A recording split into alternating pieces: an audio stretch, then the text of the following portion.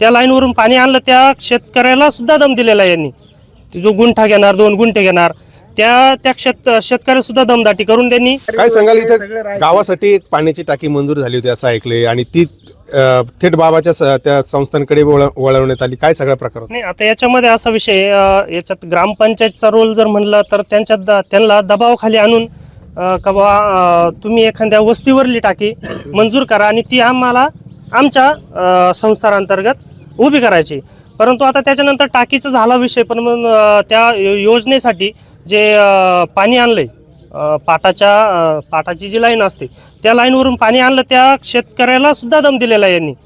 जो गुंठा घेणार 2 गुंठे घेणार त्या शेतकऱ्याला सुद्धा दमदाटी करून त्यांनी ते घेतलेले. आणि ते जे पाणी टाकीसाठी येतं किंवा तिथल्या